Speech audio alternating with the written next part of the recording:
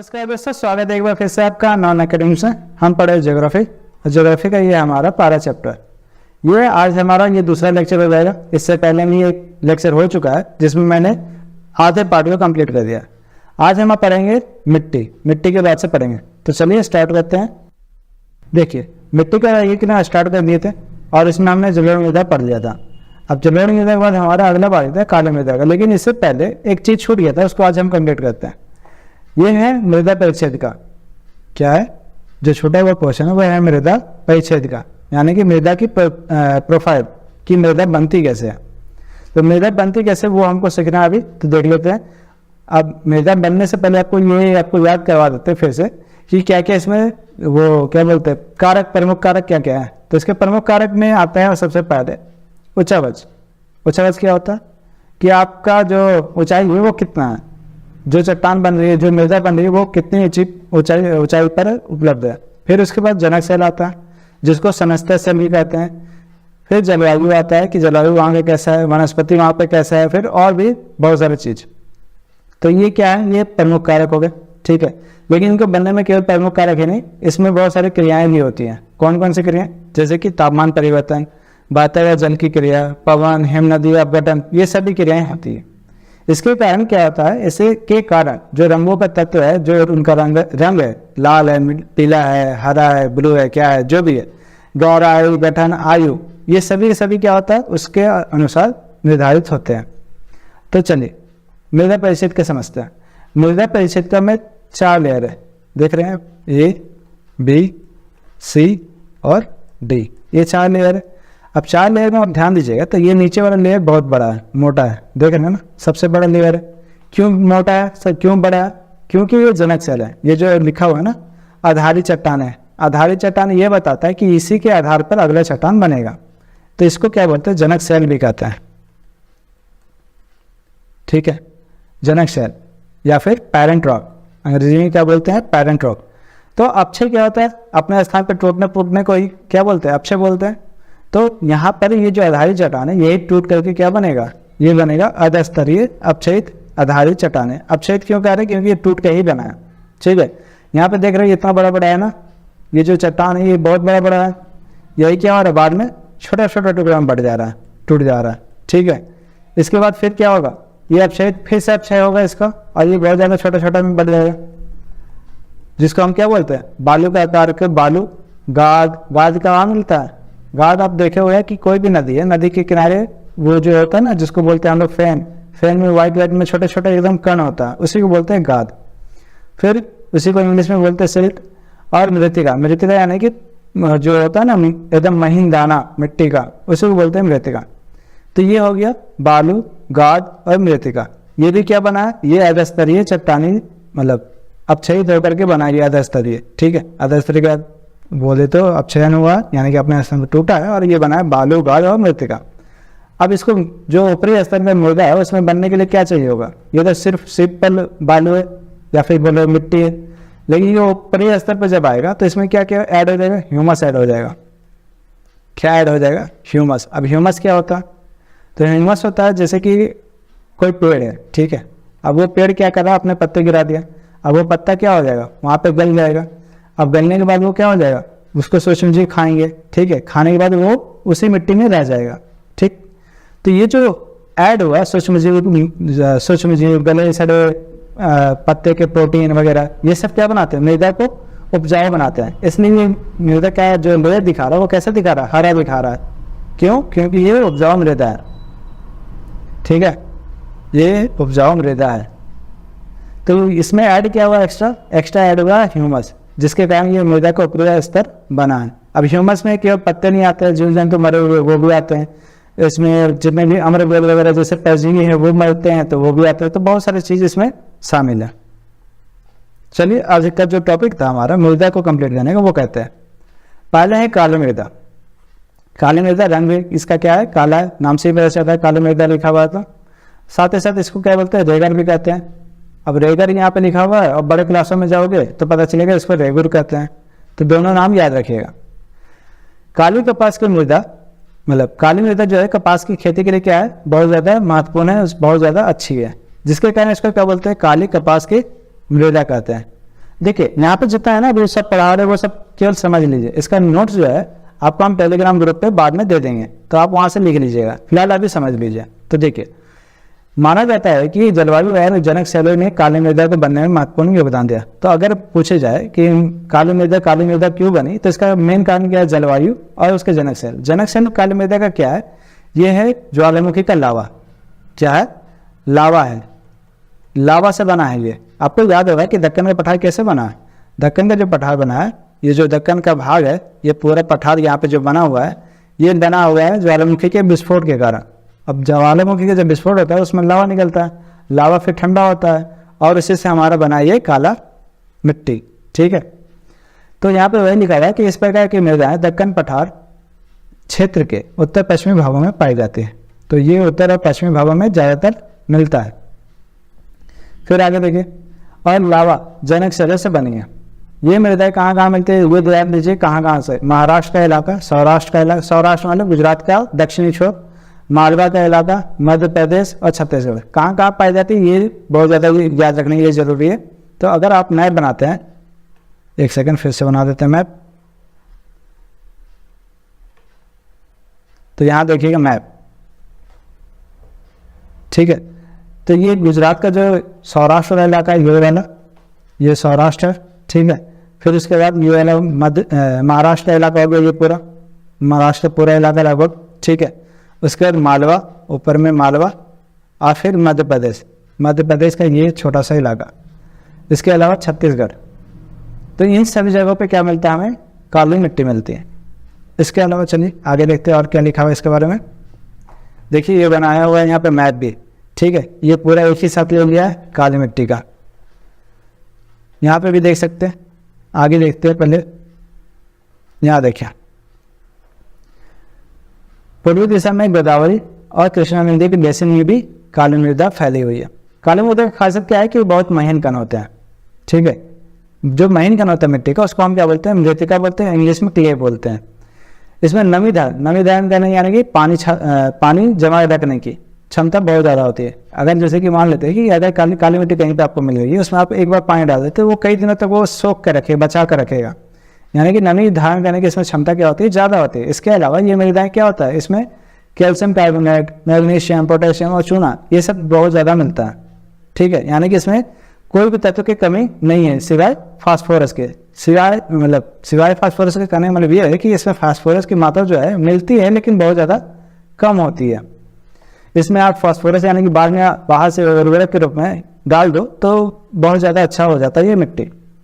खासियत और क्या है? खासियत ये है कि गर्म और शुष्क मौसम में इन मृदाओं में गहरी दरारें पड़ जाती हैं। यानी कि अगर अभी देख रहे हैं, अभी जो मौसम है गर्मी का, उसमें क्या हो गया? इसमें बहुत बड़े बड़े दरारें बन गई। इतनी बड़ी दरारें इसमें होती है कि आपका पैर पूरा फंस सकता है, ठीक है। तो इसमें ये देखा जाता है कि ये दरारें क्या मदद करती है कि इसमें वायु मतलब कि हवा जो है अच्छा से घुल जाता है, और हवा घुलने का मतलब ये है कि उसमें उपजाऊपन और थोड़ा बढ़ जाएगा। साथ ही अगर जैसे कि अभी मानसून आने वाला है, तो मानसून जैसे नहीं आएगा, उसमें पहला जो बारिश होगा, वो बारिश होने के साथ ही क्या हो जाता है? इसमें खेत जोतना स्टार्ट हो जाता है। क्यों होता है? क्योंकि गीला होने के बाद ये बहुत ज़्यादा चिपचिपा हो जाता है, और जब चिपचिपा हो जाता है तो इसमें जुताई करना मुश्किल हो जाता है। इसलिए मानसून जैसे ही स्टार्ट होता है, इसमें उसी समय से क्या हो जाता है? इसका जुताई शुरू हो जाता है। तो ये खास बात है काली मृदा का। तो काली मृदा ये तक यहाँ तक हो गया, समझ में आया होगा। अब आगे देखते हैं लाल और पीली मृदा। अब नाम से ही पता चला लाल और पीली, तो ये इसका रंग क्या होगा? लाल होगा या फिर पीला होगा।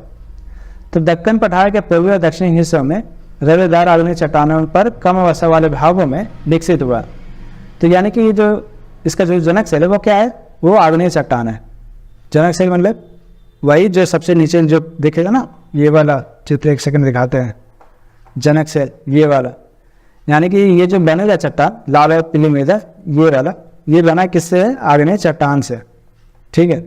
आग्नेय चट्टान से बनने के कारण इसका क्या खासियत है? देखो कि लाल और पीली मृदाएं मिलती कहाँ है? ओडिशा में, छत्तीसगढ़ में, मध्य गंगा मैदान के दक्षिणी छोर पर और पश्चिमी घाट के पहाड़ों के नीचे, वहाँ पर मिलती है ये लाल मृदा। इन मृदाओं का लाल रंग रेवेदार आग्नेय और रूपांतरित चट्टानों में लोह धातु के कारण होता है। तो एक तो पता चलिए कि ये जो लाल रंग है ये किस कारण से होता है? तो लोहे की मौजूदगी के कारण। ठीक है। इन मिट्टी में लोहे के कण या फिर लोहे का जो ऑक्साइड है वो मिला जाता है। और इसका पीला रंग क्यों होता है? क्योंकि इसमें जैसे कि ये देखिए, समझ लीजिए कि ये अगर लाल मिट्टी है और इसमें कंटिन्यूसली क्या हुआ है, पानी डाला गया है या बरसात हुआ है, किसी कारण से इसमें पानी की मात्रा बढ़ गई है, तो इसमें जो ऊपर का जो लोहे का धातु का कण था वो क्या होता है, धीरे धीरे वो रिस करके नीचे चला जाता है। जब नीचे धीरे धीरे चला जाता है तो इसका रंग क्या होता है, तो लाल से कण होकर के ये पीला हो जाता है। ठीक है, तो ये इसका कारण क्या है, जल योजन।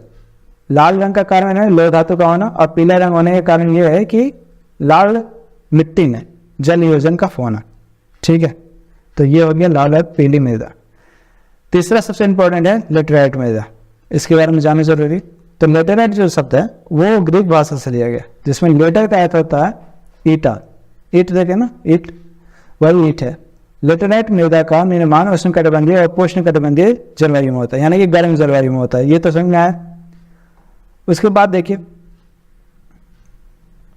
तो इन क्षेत्रों में आर्द्र और शुष्क ऋतुओं के बाद एक आना चाहिए। तो एक तो कंडीशन ये है कि गर्म है, ठीक है, लेकिन इसमें मौसम भी होना चाहिए, यानी ऋतु भी होना चाहिए, सीजन्स भी होने चाहिए। जैसे कि भारत का जो कंडीशन है, इसमें लेटेराइट मृदा ज़्यादा मिलेगा। क्योंकि आपको यहाँ पे तीनों मौसम मिलेगा। यहाँ पे आपको गर्मी लंबा मिल जाएगा, फिर बरसात छोटा मिलेगा, और फिर ठंड भी मिल जाएगा। तो ऐसा ऋतु में ही लेटेराइट मृदा का निर्माण हो पाता है। यह भारी वर्षा से अत्यधिक निश्चालन का परिणाम है। इसमें भी क्या होता है, निश्चालन होता है। अब निश्चालन का मतलब वही है जैसे कि अभी बताते कि अगर कोई चीज़ है वो पानी के कारण वो रिस करके नीचे चला जाता है, इसको बोलते हैं निश्चालन होना। तो लेटेराइट मृदा अधिकतर गहरी और अम्लीय होती है। ये तो समझना है कि ये अम्लीकरण मतलब क्वालिटी का है, जिसमें समानता पौधे के पोषक तत्वों की कमी होती है। ये भी याद रखिएगा कि जो लेटेराइट मृदा है इसमें पोषक तत्व कम होता है। यह अधिकतर दक्षिणी राज्यों, महाराष्ट्र के पश्चिमी घाट क्षेत्रों, उड़ीसा, पश्चिम बंगाल के कुछ भागों और उत्तर पूर्वी प्रदेश में पाई जाती है, जहाँ मिट्टी में पर्णपाती, यहाँ पे देखिए कौन सा, पर्णपाती और सदाबहार दोनों प्रकार के वन मिलते हैं। यहाँ ह्यूमस पर्याप्त मात्रा में पाया जाता है। क्या मिलता है, ह्यूमस मिलता है। ह्यूमस क्या है बताए थे, जो पत्ते हैं उनके सड़ने गलने से जो भी उसको एनर्जी प्राप्त होता है मिट्टी को, उसको बोलते हैं ह्यूमस। ठीक है, तो ह्यूमस के कारण ये क्या है, ज़्यादा उपजाऊ है। लेकिन विरल वनस्पति और अर्धशुष्क पर्यावरण में ह्यूमस की मात्रा इसमें भी कम पाई जाती है। अब जब वनस्पति ही नहीं है तो वहाँ पे क्या होगा, ह्यूमस मिलेगा ही नहीं। विरल का मतलब होता है नहीं मिलना, ना के बराबर। तो अस्थायी रूप पर उनकी स्थिति के अनुसार उनमें उत्पादन और भूमि निम्नीकरण की संभावना होती है। अगर मिट्टी में अगर पेड़ पौधे नहीं है तो अगर बारिश होगा तो वो क्या करेगा, मिट्टी का जो लेयर है उसको बहा कर ले जाएगा, यानी कि भूमि निम्नीकरण हो सकता है। मृदा संरक्षण की उचित तकनीक अपनाकर इन मृदाओं पर कर्नाटक, केरल और तमिलनाडु, कौन सा क्षेत्र है, कर्नाटक है, केरल है और तमिलनाडु, यहाँ पे क्या किया जाता है, चाय और कॉफी दोनों का खेती किया जाता है। तमिलनाडु और आंध्र प्रदेश और केरल, ये तीनों में अभी कौन कौन सा, तमिलनाडु, आंध्र प्रदेश और केरल, यहाँ पे लाल लेटेराइट मृदा में काजू की खेती होती है। क्या चीज़ की खेती होती है, काजू की खेती। ठीक है, चलिए ये हो गया आपका लेटेराइट मृदा। अब है मरुस्थलीय मृदा। तो मरुस्थलीय मृदा आपका नाम से पता चला मरुस्थल में पाया जाएगा, है ना। तो मरुस्थलीय मृदा, इनका रंग कैसा होता है, लाल और भूरा होता है। यह आमतौर पर रेतीली और लवणीय होती है। लेटेराइट के बारे में देखें, ये कैसा है, अम्लीय है, जबकि मरुस्थलीय क्या है, लवणीय है। कुछ क्षेत्रों में नमक की मात्रा इतनी अधिक होती है कि झीलों से जल वाष्पीकृत करके खाने का नमक भी बनाया जाता है। जैसे कि एग्जाम्पल में ये कौन सा झील का बात कर रहा है, सांबर झील कहाँ है, राजस्थान में। तो वहाँ से क्या करते हैं, खाने का नमक भी बनाते हैं। शुष्क जलवायु और उच्च तापमान के कारण जल वाष्पन की दर अधिक होती है और मृदाओं में ह्यूमस और नमी की मात्रा बहुत ही कम होती है। क्योंकि वहाँ पर पेड़ पौधे नहीं है, वहाँ पर जीव जंतु ज़्यादा नहीं है, तो वहाँ पे ह्यूमस की मात्रा क्या होती है, कम होती है। मृदा की सतह के नीचे कैल्शियम की मात्रा बढ़ती चली जाती है। ठीक है, अब कैल्शियम की मात्रा बढ़ती चली जा रही है तो इसके कारण क्या होगा, नीचे की जो परत होगा उसमें कंकर बढ़ जाएगा। आपको पता है चूने का कंकर यानी कि चूना जो बनता है वो किससे बनता है, कैल्शियम से ही बनता है ना। अब नीचे चला जाएगा तो उसके कारण क्या हो जाएगा, उसके कारण एक लेयर बन जाएगा, एक नया लेयर बनेगा और वो होगा चूने का कंकड़ का। इसके कारण क्या हो जाएगा, इसके कारण मृदा में जल का अंतःशय अंदर अवरुद्ध हो जाता है, यानी रुक जाता है। यानी कि जैसे कि अगर ये आपका जमीन हो गया, यहाँ पे कंकड़ जमा बन गया बहुत सारा, ठीक है, यहाँ पे कंकड़ बन गया और ऊपर से अगर पानी बरस रहा है, अगर ऊपर से पानी आ रहा है तो क्या होता है, ये नीचे जाने नहीं देता, ठीक है, ये पानी को नीचे जाने नहीं देता, यानी कि एक तरह का सीमेंट का काम करेगा जो पानी को नीचे जाने नहीं देता, यानी कि यहाँ पे रोक दिया। इसके कारण क्या होता है कि यहाँ पर खेती सही से नहीं होता है, तो इसको क्या करना होगा, इसको अच्छे तरीके से सिंचित करना होगा और कृषि योग्य बनाना होगा। और जैसा कि देखा गया पश्चिमी राजस्थान में हो रहा है, धीरे धीरे करके वो खेती योग्य बनाया जा रहा है, ठीक है। तो ये है मरुस्थलीय मृदा। इसके बाद है अंतिम, हमारा अंतिम मृदा है वन मृदा। वन मृदा क्या है, नाम से पता चला वन है तो जंगलों का मृदा है, यानी ये कहाँ मिलेगा, ज़्यादातर ये पहाड़ी या पर्वतीय क्षेत्रों में मिलेगा जहाँ पे पर्याप्त वर्षावन उपलब्ध होते हैं। इसका खासियत ये है कि नदियाँ घाटियों में मृदा, ये मृदाएँ दोमट और सिल्टदार होती है, परंतु ऊपरी ढालों पर इनका गठन मोटे कण वाले होते हैं, क्योंकि वहाँ का जो बोले तो जैसे कि नदियाँ जो भी है ऊपर से इधर आती है तो ऊपर में क्या होता है, मोटे मोटे उसके संस्तर होते हैं, कण होते हैं, जनक सेल मोटे होते हैं, जिसके कारण उसका जो ऊपर का जो लेयर का मिट्टी भी होता है वो भी मोटा मोटा होता है, जबकि नीचे में जैसे जैसे आते हैं उसका कण छोटा होता है, जिसके कारण उसका जो मिट्टी भी बनेगा वो छोटा छोटे कण का होगा, महीन कण का होगा। हिमालय छादित क्षेत्रों में इन मृदाओं का बहुत उत्पादन होता है और वे अधिशिलिक तथा ह्यूमस रहित होते हैं, यानी कि ये भी क्या होता है, एसिडिक होता है, अम्लीय होता है, और इसमें ह्यूमस भी नहीं होता है, क्योंकि पहाड़ों पे कहाँ तुमको मिलेगा पेड़ पौधे बहुत ज़्यादा, ठीक है। नदियाँ घाटियों के निचले क्षेत्र विशेषकर नदी सोपानों और जल पंखों आदि में ये मृदाएं उपजाऊ हो जाती है, ठीक है। यानी कि अगर जैसे कि पहाड़ है, पहाड़ से नीचे उतरने के बाद ये क्या करती है, फैल जाती है, फैलने के बाद जो बनता है उसको बोलते हैं जलोढ़ पंख और नदी सोपान, और यहाँ पे मृदाएं क्या होती है, ज़्यादातर उपजाऊ होती है, ये वन मृदाएं। चलिए आपका मृदाएं खत्म हो गया, अब एक टॉपिक बचा हुआ है मृदा उत्पादन और संरक्षण, उसके बाद देखिए, उसके बाद ये खत्म हो जाए पूरा चैप्टर। तो मृदा उत्पादन और संरक्षण ये समझ लेते हैं। तो मृदा में कटाव और उसके बहाव की प्रक्रिया को ही क्या कहते हैं, उत्पादन कहते हैं, मृदा उत्पादन। मृदा के बनने और उत्पादन की क्रिया आमतौर पर साथ साथ चलती है। नॉर्मली देखा जाता है कि जैसे जैसे मृदा बनती है वैसे वैसे मृदा का क्या होता है, कटाव भी चलता रहता है, दोनों में संतुलन होता है। परंतु मानवीय क्रियाकलाप जैसे कि वनन मूलन, अति पशुचारण, निर्माण, खनन इत्यादि, ये सब से क्या हो गया, संतुलन भंग हो गया, और अब देखा जाता है कि उत्पादन ही ज़्यादा हो रहा है और उसका निर्माण कम हो रहा है। इसके अलावा प्राकृतिक तत्व भी है, केवल मानव ही नहीं है गलती। तो प्राकृतिक तत्व में पवन, हिमनदी और जल, ये सब भी क्या कर रहे हैं, मृदा उत्पादन करने को कहते रहे। अब बहता हुआ जल क्या करता है, मृतिका युक्त मृदाओं को काटते हुए गहरी वाहिकाएं बनाती है, जिसको हम क्या बोलते हैं, अवनालिकाएं। ये जो चित्र दिख रहा है आपके बगल में, ये बगल में आप देख सकते हैं कि ऐसा बरसात के दिनों में ज़्यादातर देखा जाता है कि बहुत जगह पे इतने ज़्यादा बड़े बड़े गड्ढे हो जाते हैं कि वो नली के जैसा दिखता है, इसलिए इसको क्या बोलते हैं, अवनालिका उत्पादन। ऐसी भूमि जोतने के योग्य नहीं रहती है, जहाँ पे अनेक बहुत ज़्यादा अवनालिकाएं बनती है, वो जो जगह क्या हो जाता है, जोतने योग्य नहीं रहता, उसमें खेती नहीं कर सकते, तो इसको क्या बोलते हैं, बैडलैंड या फिर उत्कात भूमि। इसको क्या बोलते हैं, बैडलैंड या फिर उत्कात भूमि। इसी का एक एग्जाम्पल है चंबल बेसिन, है ना। चंबल बेसिन क्या है, चंबल नदी के बारे में बात करा, जहाँ पे ऐसी बन गई है, मतलब उत्पादन करके बहुत सारे बड़े बड़े अवनालिकाएं बन गई है। कई बार जल विस्तृत क्षेत्र को ढके हुए ढाल के साथ नीचे की ओर बहता है, ऐसी स्थिति में क्षेत्र की ऊपरी मृदा घुलकर जल के साथ बह जाती है। जब भी देखे होगे बारिश में, तो बारिश में कभी कभी ऐसा देखा जाता है कि केवल ऊपरी लेयर में क्या हो रहा है, बरसात के साथ बह रहा है ऊपरी लेयर, है ना। जब ऊपरी लेयर बहता है तो इसको बोलते हैं चादर के समान अपैदन, यानी कि चादरी अपैदन। इसको बोलते हैं इंग्लिश में सीट इरोजन, ठीक है। पवन द्वारा मैदान और ढालू क्षेत्र से उड़े मृदा को उड़ाकर ले जाने की प्रक्रिया क्या बोलते हैं, पवन अपैदन। नाम से पता चला कि यहाँ पे पवन क्या करे, अपैदन का काम करे, इसलिए इसको बोलते हैं पवन अपैदन। इसके अलावा और क्या दिक्कत है, और कैसे अपैदन होता है, तो कृषि खेती करने के गलत तरीकों से भी, उससे भी क्या होता है, ये मृदा अपैदन होता है। जैसे गलत ढंग से हल चलाने से, अगर आप ढाल पर ऊपर से नीचे चलाओगे तो क्या होगा, वहाँ पर वाहिकाएं बनेंगे। अब वाहिकाएं बनेंगे तो अवनालिका बनेगा, अवनालिका बनेगा तो मृदा खराब हो जाएगा, तो ये भी एक दिक्कत है।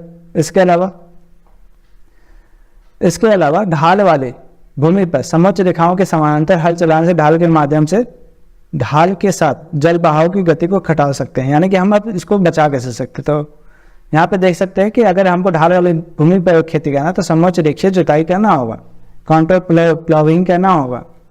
तो ढाल वाली भूमि पर सोपान बनाए जा सकते हैं और सोपान कृषि उत्पादन को नियंत्रित करती है। पश्चिमी और मध्य हिमालय में सोपान और सीढ़ीदार कृषि काफ़ी ज़्यादा विकसित है। जैसे कि आप देखते हो कि असम का क्षेत्र, असम में देखे होंगे बहुत सारे जो चाय के बागान है वो इस तरह से ही बसा हुआ है ना, इस तरह से, ताकि कोई मृदा मतलब जल जो है मृदा को पूरी तरह से काट ना पाए और उसका जो गति है वो भी धीरे हो जाए। बड़े बड़े खेतों की पट्टियों को बांटा जा सकता है, इसमें बांटा ही जाता है। देखे हुए कि एक ऐसा हो गया, फिर उसके बाद ये दूसरा स्टार्ट होता है, फिर तीसरा, इस तरह से बांटा जाता है। फसलों के बीच में घास की पट्टियां भी उगाई जाती है, इससे भी बचा सकते हैं। अगर हवाएं तेज चल रही है तो वो क्या करेगी, वो अगर कुछ नहीं है तो वो पूरा उड़ा कर ले जाएगी। लेकिन अगर घास की पट्टी है तो वो धीरे धीरे क्या हो जाएगा, उसका गति भी धीरे हो जाएगा, है ना। तो ये पवने जो है तो बल को कमजोर करती है, क्या, घास की पट्टियां। ठीक, इस तरीके को क्या बोलते हैं, पट्टी कृषि बोलते हैं, स्ट्रिप फार्मिंग। इसको क्या बोलते हैं, पट्टी कृषि। तो अगर घास की पट्टी लगा दे रहे तो इसको बोलेंगे पट्टी कृषि। उसके बाद है कि पेड़ों को कतारों में लगाकर रक्षक मेखला बनाना। अब जैसे कि अगर देख लीजिए कि राजस्थान का जो इलाका है, अगर वहाँ पे कंटिन्यू हवा चलता है तो क्या होगा, उसका जो रेत है वो धीरे धीरे आगे बढ़ता जाएगा। लेकिन अगर हम इसको रोक सकते हैं, कैसे रोक सकते हैं, यहाँ पे कंटिन्यूसली हम लाइन से क्या करते हैं, पेड़ लगा देते हैं ढेर सारे। तो इसके कारण क्या होगा कि जो भी हवाएं टकराएगी पेड़ों से वहाँ पे धीरे हो जाएगी, रुक जाएगी, है ना। जिसके कारण वहाँ पे जो रेतीला भाग है वो रेतीला भाग आगे पूर्वी राजस्थान तरफ नहीं फैलेगा, यानी कि ये बढ़ेगा नहीं। जो राजस्थान है, मरुस्थलीकरण है, ये आगे बढ़ेगा नहीं। इस तरह के जो हमारे जो प्रयोग है उसको बोलते हैं रक्षक मेखला बनाना। इससे भी पवन की गति कम होती है। और इन रक्षक पट्टियों का इस्तेमाल जो पश्चिमी भारत में रेत के टीलों के स्थायीकरण में महत्वपूर्ण योगदान रहा है, यानी कि रेत के टीलों को रोकने में महत्वपूर्ण भूमिका निभाया। इस तरह से ये हमारा जो पहला चैप्टर है ये खत्म होता है। इसके बाद अगला जो हमारा चैप्टर होगा देखते हैं, या फिर साइंस होगा या फिर आपका वही सिविक्स होगा। ठीक है, तो मिलते हैं अगले क्लास में। तब तक के लिए गुड बाय, टेक केयर और पढ़ाई करते रहिए।